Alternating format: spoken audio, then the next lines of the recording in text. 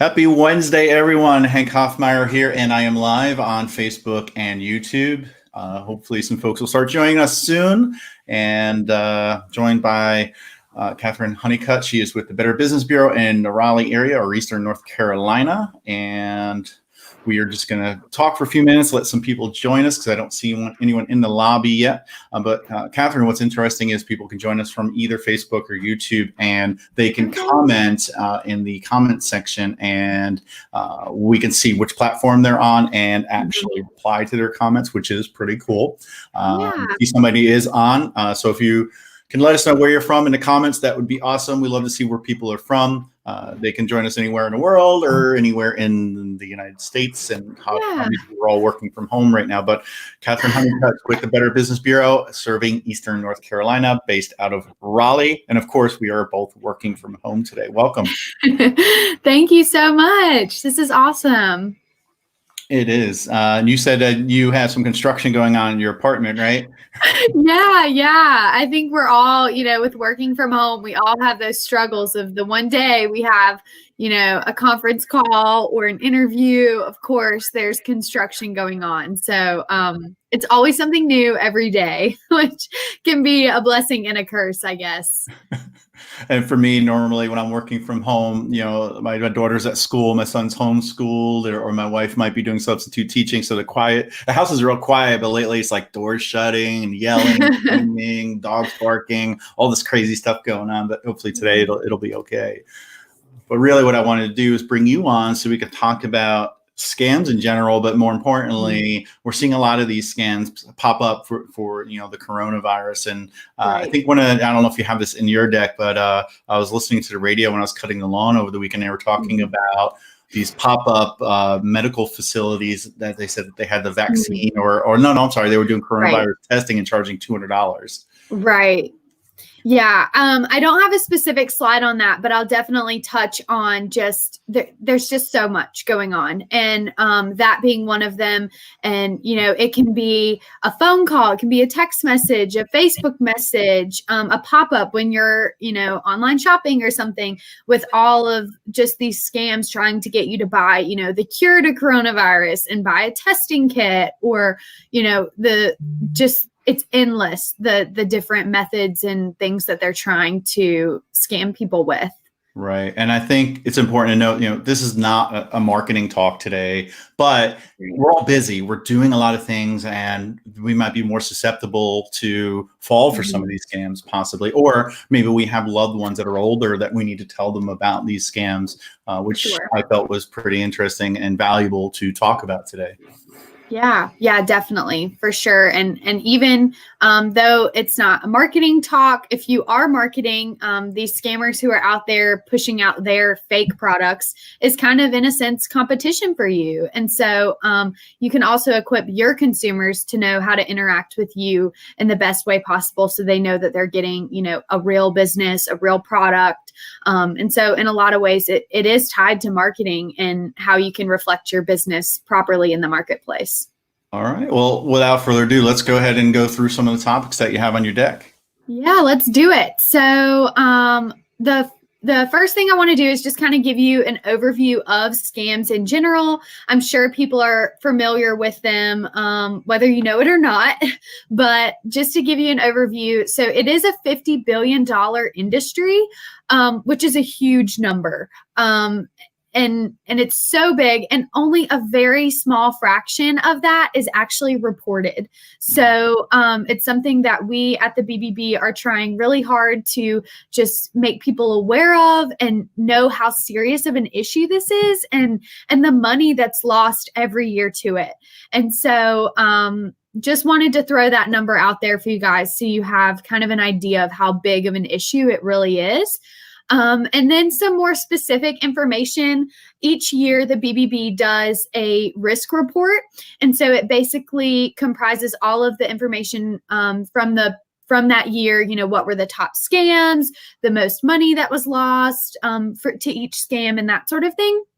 And so the top scams last year were employment scams, cryptocurrency, online purchasing, fake check and or money orders, and then advanced fee money loans.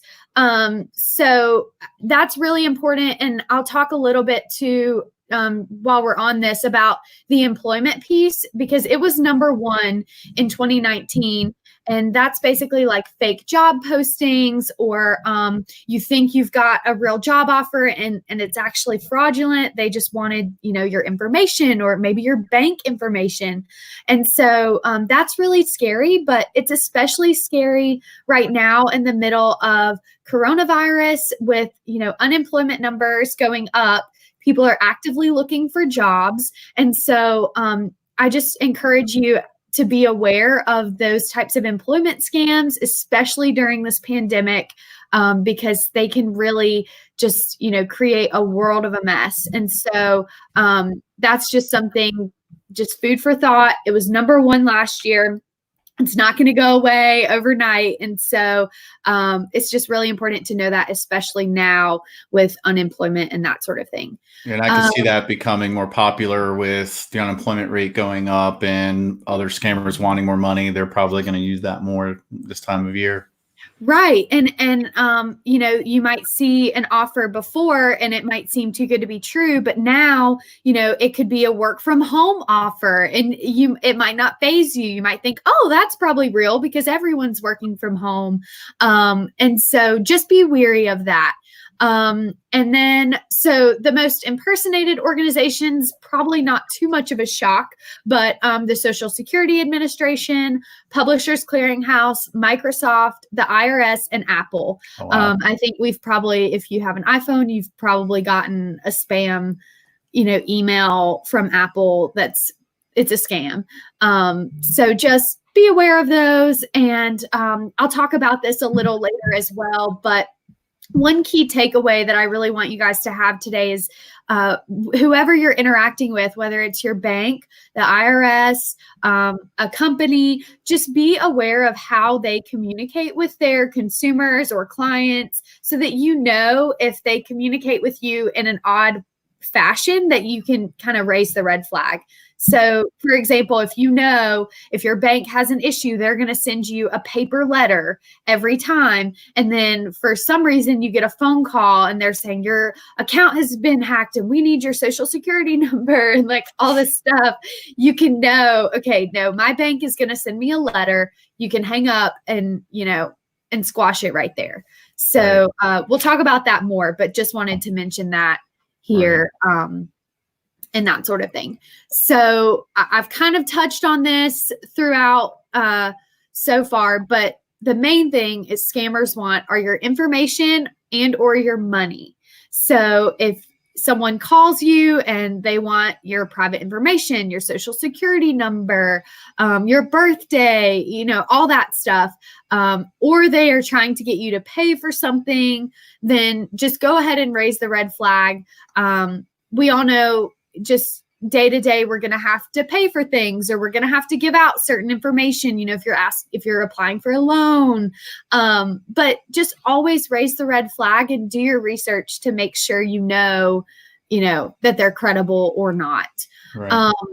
And so that kind of leads into the next one, is that scammers are going to try to create a sense of fear and urgency with their victims. So they're going to call you and make it sound super important and you have to act right now, or they might scare you that the police are going to come arrest you if you don't pay this fee or whatever it is.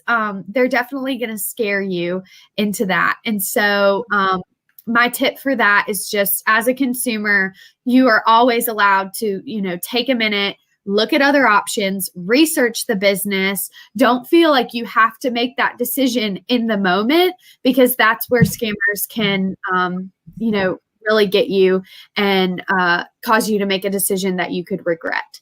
So just kind of food for thought there. Those topics will come up throughout the rest of the presentation, but some types of scams I'll mention. I'm sure you all are aware of phone scams. We all get those robocalls, or now it'll pop up saying potential scam or spam, and so that's we all get those, unfortunately. There's also email scams. Sometimes it will go to your spam folder, but sometimes it won't.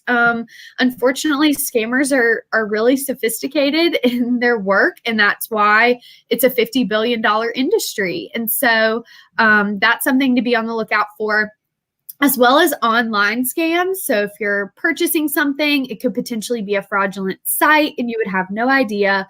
We'll talk a little bit later about how you can identify real credible sites. And then also in-person scams, which in the midst of coronavirus isn't necessarily a big one because we're all at home. So people shouldn't be knocking on your door, but it is a way that scammers get to you. And so just wanted to mention it.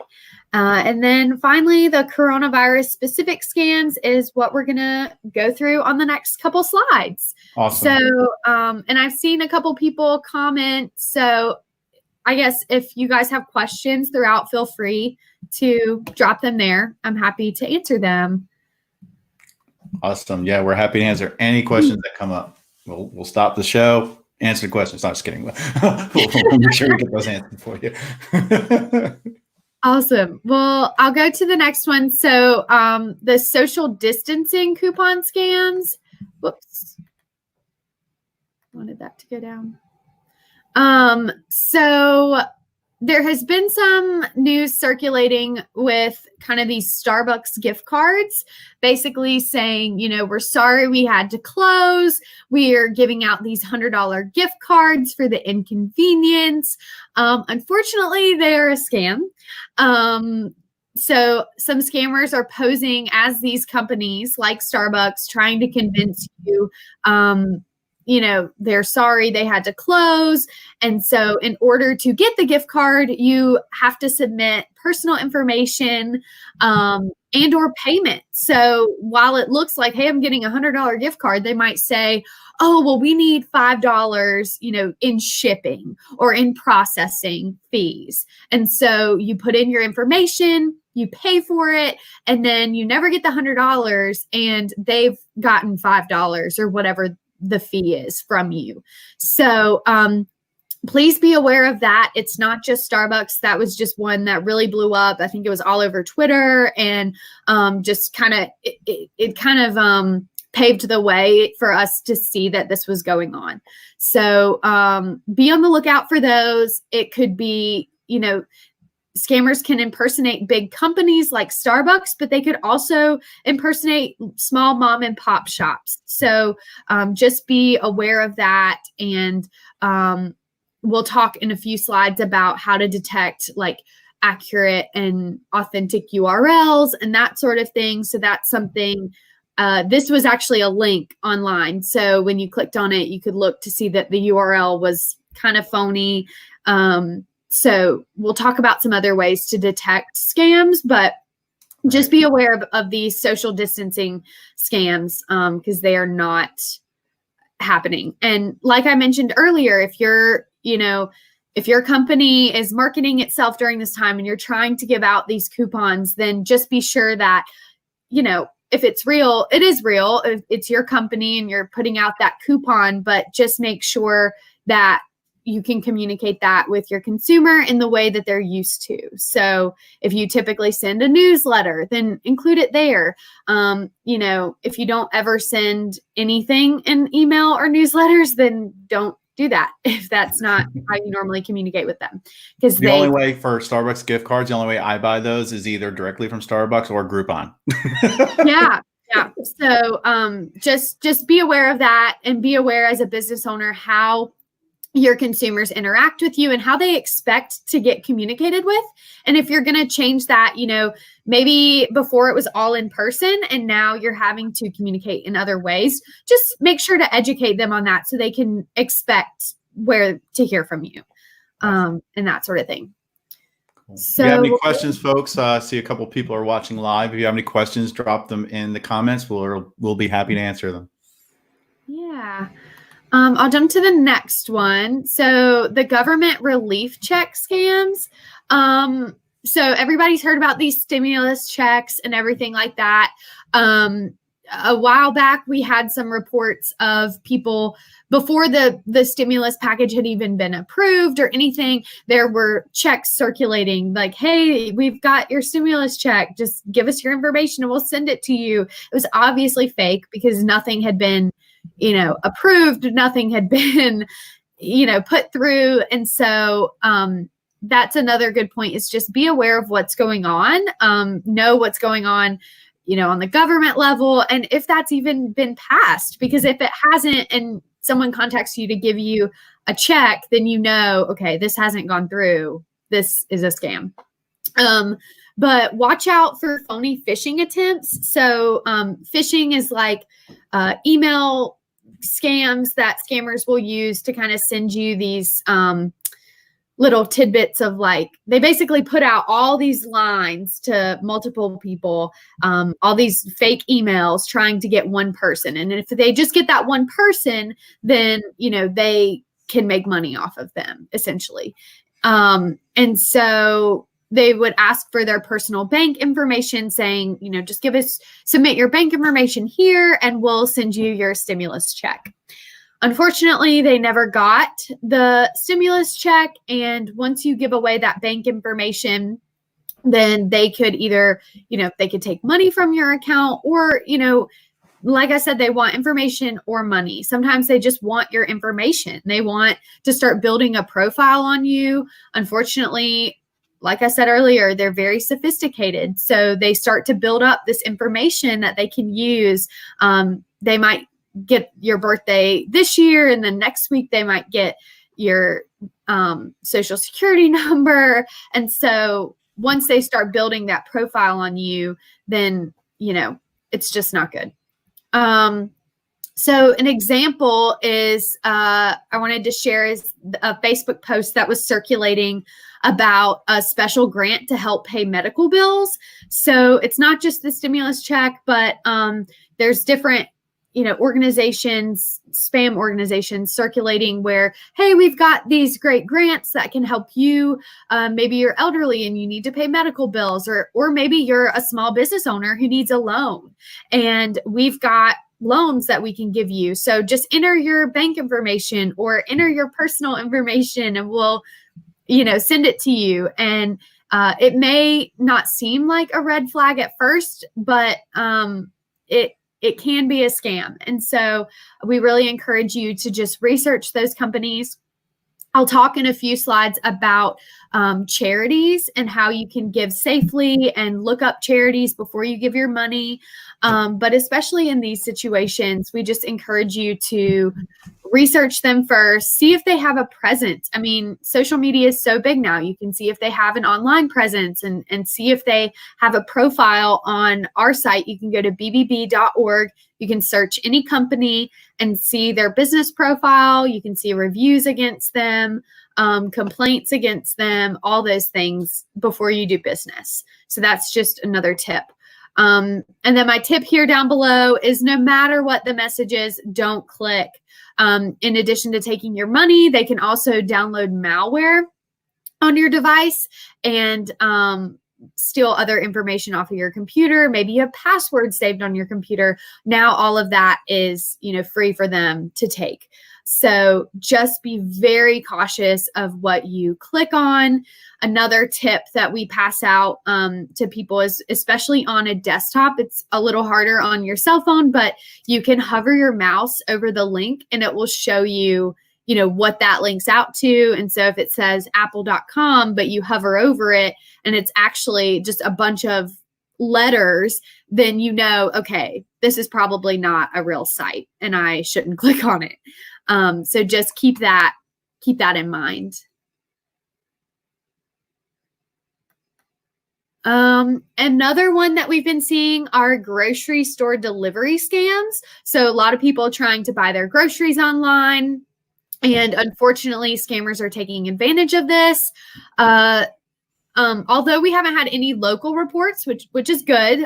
So far we haven't seen anything in kind of the Raleigh, Eastern North Carolina space, but other places around the country have had difficulty with people applying for a delivery service, and then they try to reach out like, hey, why haven't my groceries come, or why haven't I been notified to come get them yet? And so it was just a scam, unfortunately. And as I mentioned before, scammers are sophisticated. They can create websites that look so real. And, you think you're going to Walmart, you think you're going to Food Lion to order your groceries, and they've actually created a fake site. And so you've paid for your groceries and you never get them because they just take your money. And it can also be, it's also kind of something to keep in mind that we have all of these food delivery opportunities now where you can get takeout, and kind of that third party delivers the food to you. So just be on the lookout for, red flags there. If you're trying to order food from a restaurant and you find this third party that maybe you've never heard of, we have the typical like DoorDash and things like that have kind of established a presence for themselves. But if you get an alert for something that just seems out of the blue or very odd, just be aware of that. And because it could be a scam. Right. So look out for that as well. I live out in a county in Saxbahal, which is like out in the middle of nowhere. And we don't have any kind of Grubhub or any of those types of food delivery services, but we use Nextdoor, as a social platform for the neighborhood. And there's a local guy that offered for $5 delivery fee. He will pick up food from the 3 local restaurants and bring them to you. And then everybody chimed in, said they used him, they trust him, that gave him social proof. But if he went and just posted, hey, I'll deliver your food for $5, I would be hesitant to give him money to go say pick up something from one of these restaurants, because you don't know if it's a scam. But sometimes somebody needs the money. I forgot, he's out of work because of what's going on, and now he can make a little bit of money, and everybody's supporting him, which is great. Right. Sure. And that's a great story. And it ties back to what we talked about with marketing earlier. So great marketing tactic, word of mouth. So if you are trying to communicate with your consumers, you need to build that kind of level of trust and instill that with them, and then they'll use your business. But just be on the lookout. If you see things that are fishy, look around, see if your friends have used them, or if there are reviews up there that you can trust. And then just some tips. As I mentioned earlier, we'd go over some tips to stay safe online. Check the business, as I mentioned earlier, at bbb.org. You can look up any business and see, their rating. We have a letter rating, kind of like in school, you get an A, B, C, D, whatever. You can see what their rating is. And then you can also confirm that their site is secure. So we have 3 ways that you can do this. We encourage you to have at least 2 of the 3 every time, because the third one is for Apple. So you may or may not have it if you don't have an Apple device. But look for HTTPS. So that means the site is secure.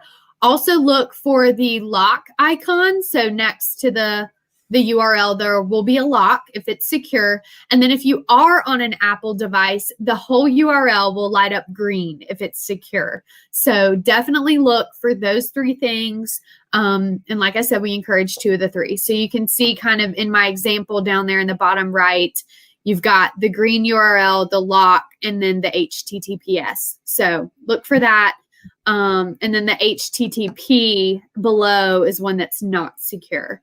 So just be on the lookout for that. Another thing, read the fine print. So especially important with email scams. They, might throw a couple words in there that unfortunately sometimes they have grammatical errors that we could look over very easily, but look for those. Look to see that it's spelled properly. Look to see what the fine print is of any agreement that you're signing on to make sure that you're not getting gypped out of, maybe if you're booking a vacation, there may be no refund for, weather or anything like that. So look at the fine print. Shop with a credit card is another one that we really push, because your credit card company oftentimes is willing to go to bat for you. They can help you if you report, hey, look, that wasn't me who charged, $270. I didn't pay that. And they can kind of help you fight it.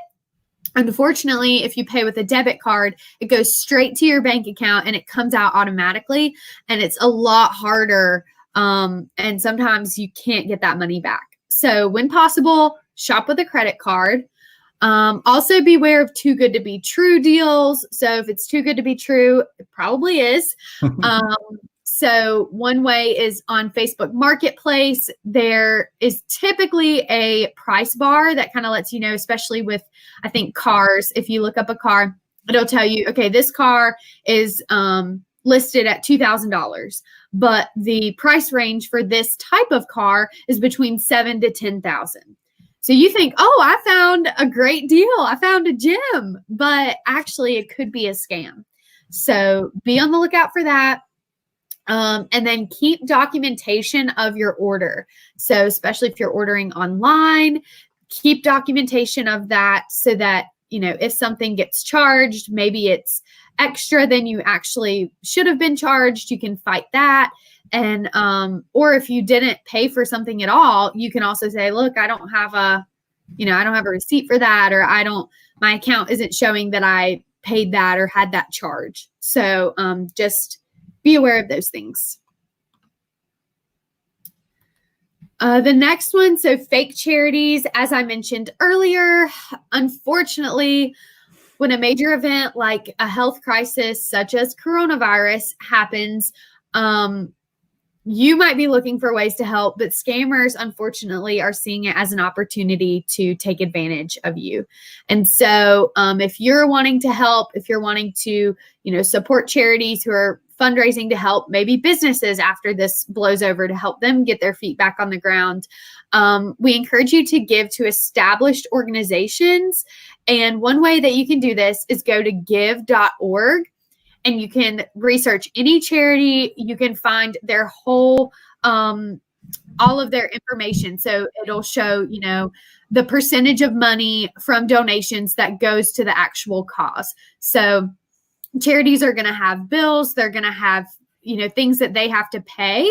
And so, but it would be a red flag if you see, okay, this charity, out of all the donations they get, only 30% goes to the actual cause. So maybe they're raising money for small businesses and only 30% of donations go to small businesses. That means 70% of the donations they get are going just to them. So we encourage you to look at those numbers, look for it to skew the other way so that, 70, 80, 90% is going to the charity. And then the other percent is what they're using to just fund themselves. So keep that in mind. Are most reputable, nonprofits or charities on give.org?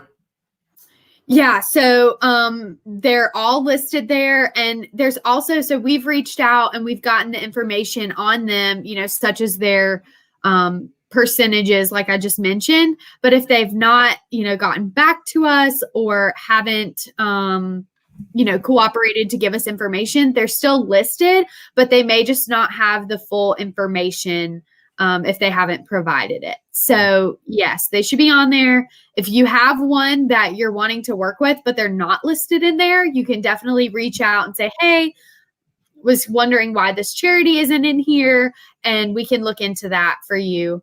But they should be in there. I would encourage you to look them up in there and see, kind of just like using BBB.org to find a good business, you can find good charities at give.org as well. So, yeah.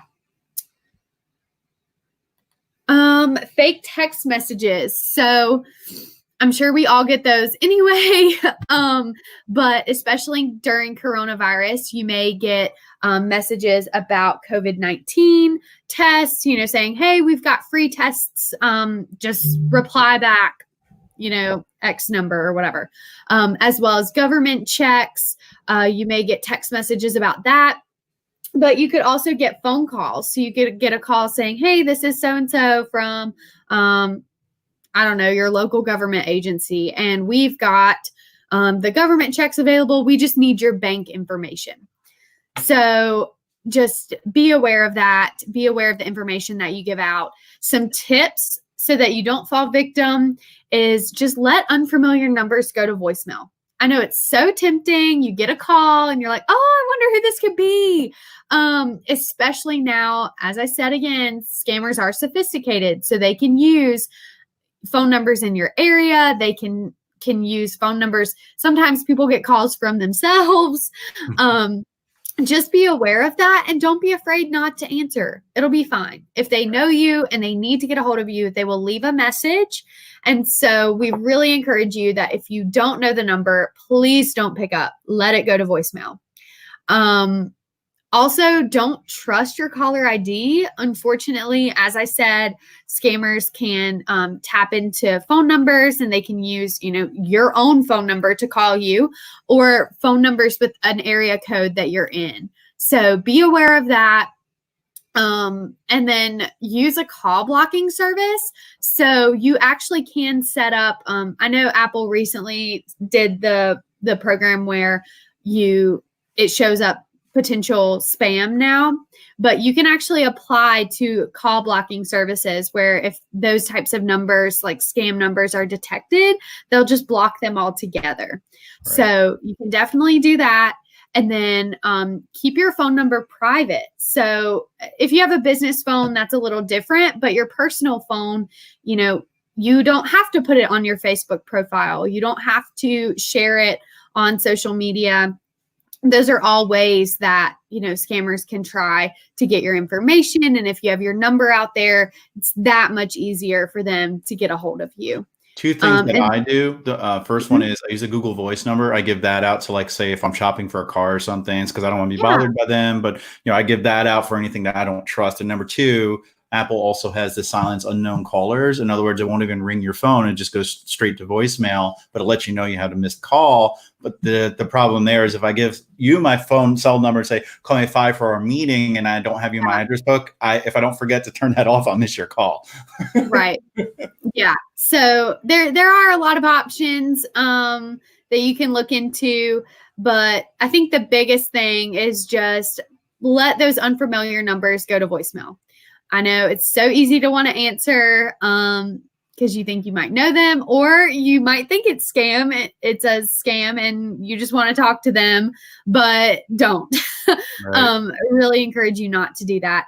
And then finally, just report scam calls. I mentioned earlier, scams are a $50 billion industry, and we're not going to tackle that without people reporting. And so report if you have a scam call, report if you think you've been scammed. I'll talk at the end of the presentation about Scam Tracker, but we want to know if you've been scammed because that can help us fight that $50 billion and help consumers save money and create a more trustworthy marketplace. So keep those things in mind, definitely. So yeah, I was just talking about Scam Tracker. So BBB has this website called Scam Tracker. You can go to bbb.org/scam tracker. It's got a heat sensitive map, so you can look at whatever city or state, region you're in, and you can actually see all the scams that are going on in your area. And you can zoom in. It'll show you, it doesn't have it in this screenshot, but down below, it'll have a list of the scams in that area, and it'll say, how much money was lost to the scam. It may have a description of like what the scam was, just so you're aware of what's going on in your area, especially with events like coronavirus, or if you have a natural disaster. It's super important to track that.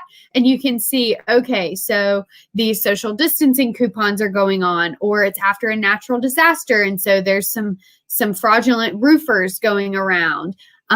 Just be aware of those types of things.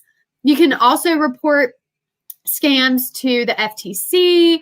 I listed a couple different things here, identitytheft.gov. You can also report them to all of those. But the biggest thing is just please do your part in holding scammers accountable and helping consumers be safe. It's a mess. I mean, $50 billion is a lot of money. And so we really need everyone's help to fight this, and not only to keep you safe, but it could be a family member. It could be, a coworker. You never know. And unfortunately, a lot of people are ashamed of it because we all think that'll never happen to me. And so when it does happen, it can be, make you feel shameful of it. But I really encourage you to report it just so that we can keep track of it and we can know what's going on. You mentioned deals that are too good to be true. And right now people are probably looking for the best deal they can on anything. Maybe they need to get their house repaired and somebody's, driving through the neighborhood saying they have extra materials from a job and they'll do something for them for dirt cheap. You definitely, number one, want to be on the lookout for those. And if you do fall victim, report it so other people don't. Right. Yes, of course. And so now that I've made you all good and scared, I don't want to scare you. I just want to make you aware of the scams that are going on. And, but I do know that we operate in a marketplace. I mean, we have to buy groceries every week. We have to buy things every day. And so it's more so just want to encourage you guys to shop with trust and knowledge. And so this last slide, I want to talk about something that we've recently put together. It's called BBBshoplocal.org. And so earlier on, I mentioned you can go to bbb.org and look up any business that you want, to see their profile before you work with them. This site is actually a little different. We just created it in light of coronavirus, and it has a full list of all the accredited businesses. So that means they have made the commitment with us that they want to be a trustworthy business. So some of those things include, if they get complaints, they have to respond to them. If they don't, they could lose their accreditation. And so that's just, they're committed to being trustworthy. And so they've proven that, in their past work, and there's certain other requirements that they have to uphold to be accredited. So this site, you can search by region. And it started out with just our Eastern North Carolina region. So from the Triangle to the coast, but we've actually partnered with BBBs in other cities like Greensboro and Charlotte to extend this site to include the entire state of North Carolina. So you can go here, you can search whatever region you're in, and it will have a list of accredited businesses who have, submitted their information to us. And it has information such as their current operating hours. So some of them had to change because of coronavirus.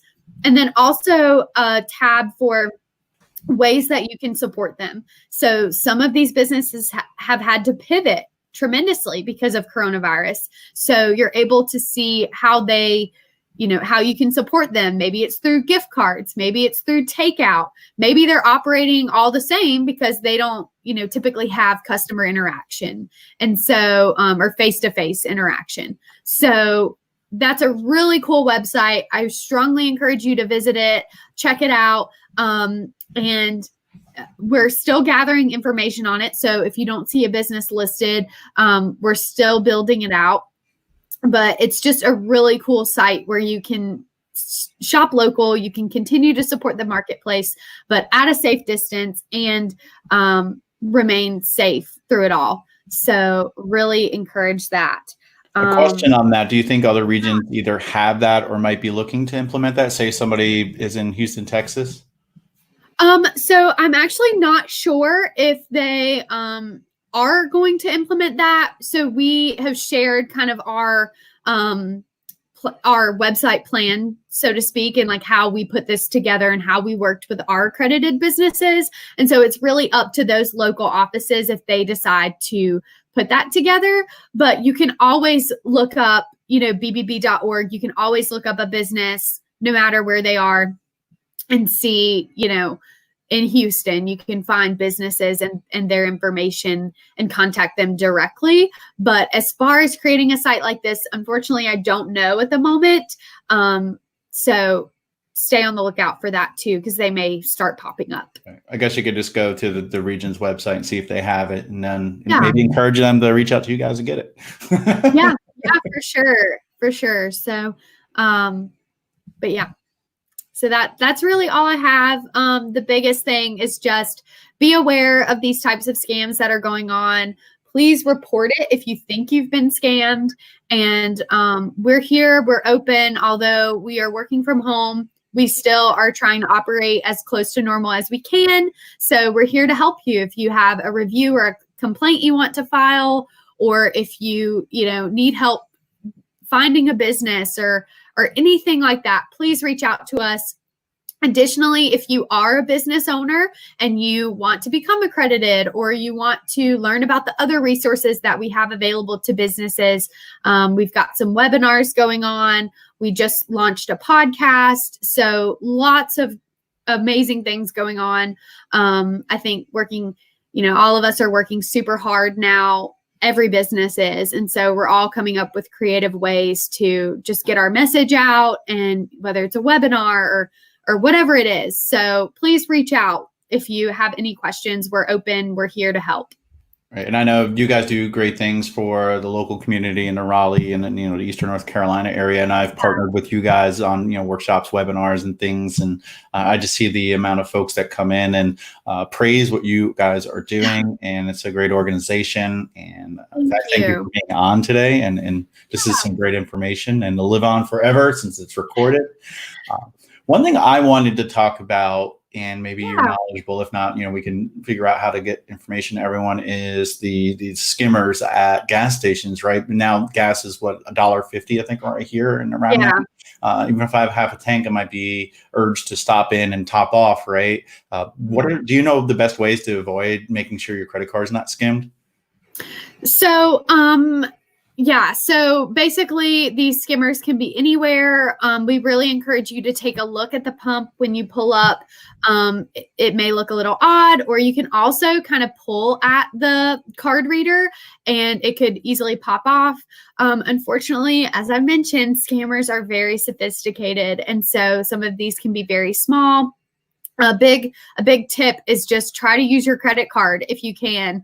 You can look for the skimmer, but if you can't see it, unfortunately, you'll still scan your card. So try to use a credit card to avoid that. We do have other resources on our website specifically about that. We've issued some releases and stuff. But the big thing is use a credit card. And also they're everywhere. So it's very hard. You can also look at Scam Tracker to see if any of those skimmers have been reported at local gas stations. So, you can see if one down the street had been reported. You may want to avoid that station. So up till a couple months ago, I thought that the only way that they had technology to do it was put it over the actual reader that's there, but they also can open it and put it inside. And even if you tug at it, you won't know. And I found that you have to look for that seal that covers the door. And if it looks like it's been tampered with in any way, stay away. And then I've also heard, make sure you use pumps that are closer to, say, the store, if there's a store, because the skimmers are going to be installed in ones that are not visible to someone inside the store if they're still working. So yeah, that's a tough one. I haven't fallen victim to that yet, but you never know when that might happen. I do use my credit card, and I guess you just need to check your statements too, because it doesn't matter if you use a credit card and if you don't check your statements, you don't know if you've been scammed, and you're just paying for it. Right. Definitely check your statements. You can also put alerts on your phone. So whenever your credit card is charged, it'll send you a text right away.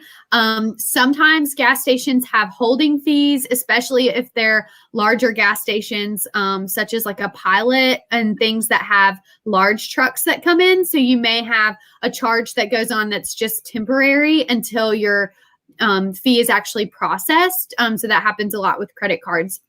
So be aware of that. It doesn't necessarily mean that it's a scam if you have that holding charge, but just look and make sure that it clears and that your actual amount got charged. So be on the lookout for that as well. Well, awesome. Once again, thank you so much. How can folks find your chapter of the BBB? Yeah, so if you just go to bbb.org and then it should geotag your location, but you can also search BBB Serving Eastern North Carolina and you can find us that way. if you found this helpful, give them a shout out on social media. Some of them it's BBB of Eastern NC. A couple of them are BBB of Eastern North Carolina. Give them a shout out. Let them know how well they did today, or how well Catherine did, because I think you did a great job. Thank you. This is a wonderful series. I don't know how long I'm going to do these, but at least maybe for the next few weeks to get through. It does take a lot of work, a lot of preparation, especially hair and makeup for me. But no, I like doing this, but it was a pleasure having you on, and I look forward to working with you guys in the future. Yeah, thank you so much. And please reach out if you guys have any questions. All right. That's all for now, guys, and we'll see you next time. Thanks.